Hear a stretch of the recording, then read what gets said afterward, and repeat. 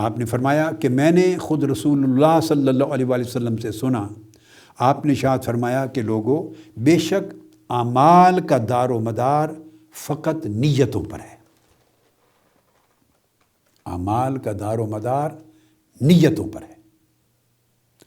اب اس کو میں تھوڑا سا اس کی وضاحت کر دوں۔ جب فرمایا کہ اعمال کا دار و مدار محض نیتوں پر ہے، تو ذہن میں رکھ لیں اعمال 3 قسموں کے ہیں۔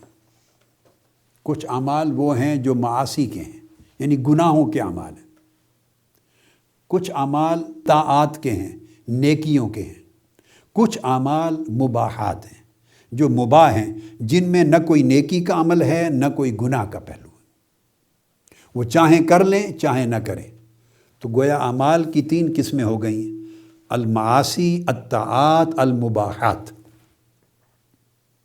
یہ امام غزالی نے نیت کے باب میں احیاء علوم الدین کے اندر اس بحث کو فرمایا ہے۔ میں خلاصتاً صرف ایک نقطہ یہ سمجھا رہا ہوں، وہیں سے احیاء علوم الدین میں سے، جس کو امام غزالی نے بیان کیا۔ نیت کا تعلق اعمال کے ساتھ ہے۔ سوال پیدا ہوتا ہے کہ وہ نیت کیا ایفیکٹ ڈالتی ہے، اعمال کو کس طرح متاثر کرتی ہے،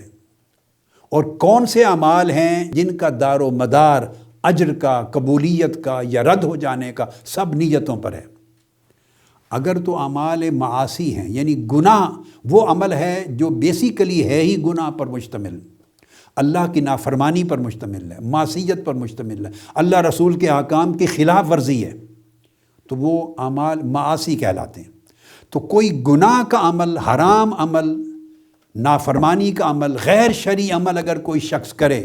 تو اس کا دار و مدار نیت پر نہیں ہے۔ نیت بھلے اس کے اندر 100 مرتبہ بہتر کرتا پھرے، اچھی سے اچھی نیت بھی فعل حرام کو فعل حلال میں تبدیل نہیں کر سکتی۔ نیت کے بدلنے سے اور نیت کو اچھا کر لینے سے حرام کا ممنوع فعل حلال اور طیب فعل میں بدل نہیں سکتا۔ کوئی گناہ کا عمل اچھی نیت کی وجہ سے نیکی کا عمل نہیں بن سکتا۔ کوئی نافرمانی کا عمل جس سے اللہ رسول نے منع کیا ہے، جیسے جھوٹ بولنے کا عمل،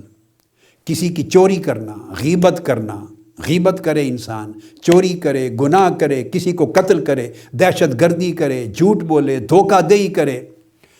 ذخیرہ اندوزی کرے، قیمتیں بڑھائے، لوگوں کے حقوق کی پامالی کرے، ناانصافی کرے، ظلم کرے، عدوان کرے، کوئی گناہ کرے اور حرام کاموں کا، فواحش کا مرتکب ہو، کوئی گناہ کا کام کرے اور کہے کہ اس کی نیت میری اچھی تھی، نیت اچھی تھی، میں نے بری نیت سے نہیں کیا، دراصل میری نیت یہ تھی، یعنی برے کام کو اس کی صفائی دینا چاہے، جسٹیفائی کرنا چاہے کسی اچھی نیت سے، تو اس اچھی نیت سے گناہ کبھی ثواب میں بدل نہیں سکتا، گناہ کا عمل کبھی جواز میں، جائز میں بدل نہیں سکتا۔ گناہ رہے گا، وہاں نیت کا اچھا یا برا ہونا میٹر نہیں کرتا۔ یہ پہلا حصہ ہے۔ اس کے بعد دوسرا حصہ آ جاتا ہے، اگر عمل طاعات پر مبنی ہے، نیکی پر مبنی ہے، اس پر نیت ایفیکٹ کرتی ہے۔ جتنی اچھی نیت ہوگی خالصتاً لوجہ اللہ ہوگی، محض اللہ کی رضا کی نیت ہوگی، محض اللہ کے قرب کی نیت ہوگی، محض اللہ کی فرما برداری کی نیت ہوگی، محض آقا علیہ السلام کی سنت طیبہ کی اتباع کی نیت ہوگی، کسی کو بھلائی پہنچانے کی نیت ہوگی، خیر کی نیت ہوگی، نفع پہنچانے کی نیت ہوگی، اللہ کا قرب اور آخرت میں بلندی درجات کی نیت ہوگی، اللہ کی رضا حاصل کرنے کی نیت ہوگی، نیک عمل ہوگا، نماز، روزہ، حج، زکوٰۃ، نفل، صدقہ، خیرات، جو بھی نیک عمل کریں گے اور اس کی نیت بھی اگر خالصتاً لوجہ اللہ، اللہ کے لیے ہوگی، تو اس کا درجہ بڑھتا چلا جائے گا، 10 گنا سے لے کر 700 گنا تک اس کا اجر بڑھ جائے گا۔ تو جتنی نیت اعلیٰ ہوتی چلی جائے گی، اللہ کے لیے خالص ہوتی چلی جائے گی نیت، جتنی اس نیت کے اخلاص میں اس کی کوالٹی بڑھتی چلی جائے گی، اتنا اس نیک عمل کا درجہ، رتبہ اور اجر بڑھتا چلا جائے گا، اتنا رتبہ بڑھتا چلا جائے گا، اس کا اجر بڑھتا چلا جائے گا۔ اور جتنی اس نیک عمل کی نیت چھوٹی ہوتی چلی جائے گی، اتنا اس کا اجر کم ہوتا چلا جائے گا، مگر نیک عمل رہے گا، نیک عمل وہ نیکی سے نہیں ہٹے گا۔ تو ایک تو نیت کا اثر طاعات پر، نیک اعمال پر یہ ہوتا ہے کہ نیت میں جتنا جوہر اخلاص کا بڑھتا چلا جائے، نیت میں نیکی خالصیت جتنی بڑھتی چلی جائے، اس کوالٹی کے بڑھنے سے عمل کا درجہ، رتبہ، اجر اتنا بڑھتا چلا جاتا ہے۔ اب دوسری سائیڈ اپوزٹ ہے۔ اگر نیک عمل ہے، نماز پڑھ رہا ہے، نوافل پڑھ رہا ہے، حج کر رہا ہے، روزہ رکھ رہا ہے، زکوٰۃ دے رہا ہے، صدقات خیرات کر رہا ہے، لوگوں کے ساتھ بھلائی کر رہا ہے، خطاب کر رہا ہے، علم دین حاصل کر رہا ہے، علم دین کی تبلیغ کر رہا ہے، درس دے رہا ہے، سب نیک عمل ہے، مگر نیت اللہ کی رضا نہیں ہے بلکہ دکھلاوا ہے، شہرت حاصل کرنا ہے، لوگوں میں عزت اور تکریم حاصل کرنا ہے، اپنی مقبولیت کو بڑھانا ہے، اپنے ہم اثر لوگوں سے اپنی قدر و منزلت کو اونچا کرنا ہے، لوگوں کو اپنی طرف متوجہ کرنا ہے، ریاکاری ہے۔ نیت اگر خالصتاً اللہ کی رضا کی بجائے دنیا کی طرف، دنیاوی مقاصد کی طرف، ریا کی طرف نیت اگر ہوتی چلی گئی تو اس عمل اپنا اجر ختم کر دے گا، وہ نیک عمل طاعت کا عمل نہیں رہے گا، ریاکاری کی وجہ سے کبھی باعث عذاب بھی بن جاتا ہے۔ اللہ پاک اس عمل کی وجہ سے کبھی دوزخ میں بھی اٹھا کے پھینک دیں گے کہ تم نے شرک کیا۔ ریا جب نیت میں شامل ہو جائے، جہاں صرف اللہ کی رضا ہونی تھی تو یہ اللہ کے ساتھ شرک ہو گیا، تو وہ عمل گر جاتا ہے، وہ طاعت نہیں رہتی، معصیت میں بدل جاتی ہے، کبھی اپنا اجر ختم کر دیتی ہے۔ لہٰذا نیک عمل میں، تمام طاعت کے عمل میں نیت دونوں سائیڈز پر مدار ہے۔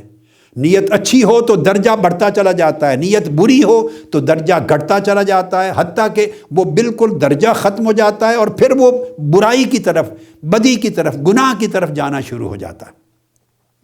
تو جو نیت ہے وہ دونوں ڈائریکشنز پہ اثر انداز ہوتی ہے طاعات میں۔ لہٰذا یہ وہ جگہ ہے جہاں بڑا فوکس کرنے کی ضرورت ہے، جہاں اپنے اعمال کی نیتوں کے ساتھ حفاظت کرنے کی ضرورت ہے، اپنے اعمال کے اجر کو محفوظ کرنے کے لیے نیت کو اعلیٰ سے اعلیٰ کرنے کی ضرورت ہے، خالصتاً لوجہ اللہ۔ یہ دو چیزیں۔ تیسرا قسم جو ہے، جو آخری آج کی بات یہاں ختم کرتا ہوں، وہ ہے مباحات۔ آپ ایسے کام کرتے ہیں، کھانا کھاتے ہیں، پانی پیتے ہیں، جوس پیتے ہیں، مشروب لیتے ہیں، سوتے ہیں، اٹھتے ہیں، چلتے پھرتے ہیں، ایک دوسرے کے ساتھ ملاقات کرتے ہیں اور ایکسرسائز کرتے ہیں، سارے ہزارہا کام زندگی میں، کپڑے پہنتے ہیں، اعزاء اقارب سے ملتے ہیں، دوست احباب کے ساتھ آنا جانا رکھتے ہیں۔ یہ جتنے زندگی کے وہ عمل ہیں جن کی محض اجازت ہے، جو ان اٹ سیلف نہ نیکی ہیں نہ گناہ ہیں، نہ طاعت ہیں نہ معصیت ہیں، مباحات ہیں، یعنی شریعت نے ان اعمال سے آپ کو منع نہیں کیا، اجازت ہے، خواہ صریحاً خواہ معنن۔ تو وہ اگر مباحات، ان کا مدار بھی نیت پر ہے، اگر وہی عمل آپ کسی نیک نیت کو اس کے ساتھ جوڑ لیں گے تو وہ مباح عمل جس کا اٹ سیلف کوئی اجر نہیں تھا، اس میں اجر آ جائے گا، وہ نیکی اور طاعت کا عمل بن جائے گا۔ وہی عمل اس میں بری نیت کو شامل کر دیں گے تو وہ مباح تھا، گناہ نہیں تھا، اس بری نیت کی وجہ سے وہ گناہ کا عمل ہو جائے گا۔ یعنی ہم اگر کھانا کھاتے ہیں تو اس میں نیت کر لیں تاکہ جسم کو اتنی طاقت ہو اور اتنی سکت اور توانائی آ جائے کہ میں عبادت کر سکوں، اللہ کے دین کا کام کر سکوں، حقوق اللہ پورے کر سکوں، حقوق العباد پورے کر سکوں، اپنے فرائض بجا لا سکوں، رزق حلال کما سکوں۔ آپ آفس جاتے ہیں، آفس جانا، جاب کرتے ہیں، روزگار کرتے ہیں، دکان پر جاتے ہیں، فعل مباح ہے، اس میں سیلف نہ گناہ ہے نہ ثواب ہے، مگر نیت کر لیں کہ میں رزق حلال کمانے کے لیے جاؤں۔ اللہ رسول کو حکم تھا کہ رزق حلال کماؤں، سو اس رزق حلال کی نیت کر لینے سے ایک مباح عمل تھا، اس میں اٹھا ہوا ایک ایک قدم آپ کا نیکی اور طاعت بن جائے گا۔ بس اسی طرح آپ ہر مباح عمل پہ اس کی مثال کو لے لیں، تو جو عمل اٹ سیلف جس نے آپ کو نہ کوئی اجر اور ثواب دینا تھا نہ کوئی گناہ دینا تھا، اس کے اندر اگر اللہ کی رضا کی نیت، دین کی اتباع کی نیت، آقا علیہ السلام کی سنت کی نیت، دوسرے کو نفع پہنچانے کی نیت، حلال کی نیت، خیر کی نیت، اگر یہ نیت ایڈ کر دیں تو وہ نیت اپنی قوت اور اپنی تاثیر کے ذریعے اس مباح عمل کو طاعت میں اپ گریڈ کر کے طاعت میں شامل کر دیتی ہے۔ اور اگر مباح عمل جس کا گناہ کوئی نہیں تھا ان اٹ سیلف، اس کی بری نیت کر لیں، کسی کو نقصان پہنچانا، ریاکاری کرنا، دھوکہ دہی کرنا، مال ناجائز جمع کرنا، طاقتور ہونا، ظلم کرنا، کوئی نیت دھوکہ دہی اس میں ایڈ کر لیں تو وہ اس عمل میں اٹ سیلف گناہ نہیں تھا، مگر اب اس میں گناہ آ گیا، وہ آپ کے لیے باعث عذاب تک بن جاتا ہے۔ یہ معنی ہے انما الاعمال بالنیات، کہ اعمال کا دار و مدار نیتوں پر ہے، اور اعمال جیسے میں نے عرض کیا 3 قسموں کے ہیں، ہر ایک نوعیت کے عمل کے اوپر اس نیت کا رابطہ، اس نیت کا تعلق اور اس کا اثر جدا جدا ہے۔